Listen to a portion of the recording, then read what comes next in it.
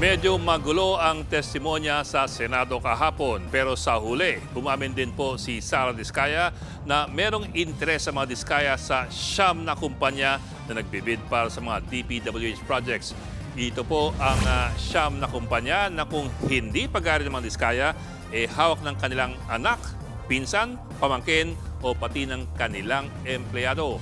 Ang kanilang business address kung hindi nasa iisang gusali lamang, nasa katabing gusali sa Pasig City. Ang pag-amin ni Sara Diskaya, owner or part owner sila ng mga kumpanyang ito. Pero ang talagang sabit po ay ito. Inamin ni Sara Diskaya sa Senado na minsay sabay-sabay nagbibid ang mga kumpanya nila para sa iisang kontrata ng DPWH. Bakit po problemado yan?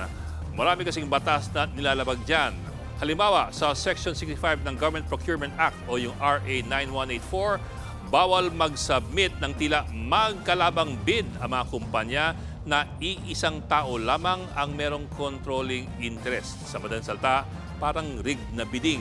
Ito pa, sa Section 47.2 ng Implementing Rules and Regulations ng batas na yan, bawal ang mga bidder na merong conflicting interest. Halimbawa, kung meron silang common controlling shareholders, iisa lang ang shareholder na in common sa dalawang kumpanya.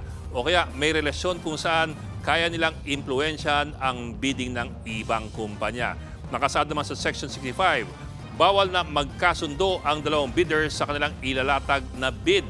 Bawal din ang bidder na nagbibigay ng ibang bid sa pamamagitan po ng ibang tao o ng kumpanya.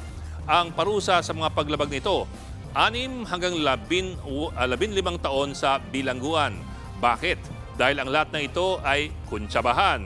Ayon sa batas, kung iisa lamang ang may-ari ng mga bidders na yan o merong kuntsabahan, parang lokal na lang ang nangyayari sa kontrata. Parang kinokontrata yung kontrata. Ito pa, sa Philippine Competition Law, pinagbabawal ang bid rotation o yung paiikutin lamang sa mga bidder ang kontrata. Parang ako ngayon, ikaw naman ang susunod.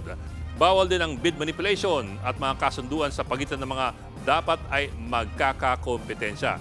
At ito pa, para po makakuha ng lisensya mula sa Philippine Contractors Accreditation Board or PCAB, ang lahat po ng kontratista ay pumipirma ng isang sumpa sa kanilang aplikasyon. Notarized po yan.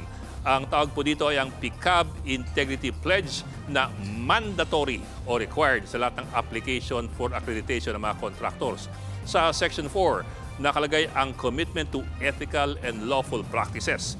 Sumusumpa sila na hindi sila gagawa ng collusion, bid rigging o anumang anti-competitive practices na panloloko sa bidding process.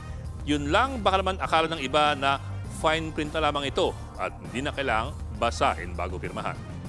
Mga kapatid, Ed Lingaw po, maging maalam at may pakialam sa mga napapanahong balita sa ating bansa. Para sa mas malilimang pagtalakay at paghimay sa mga issue at headlines, mag-follow at mag-subscribe sa social media pages ng News 5.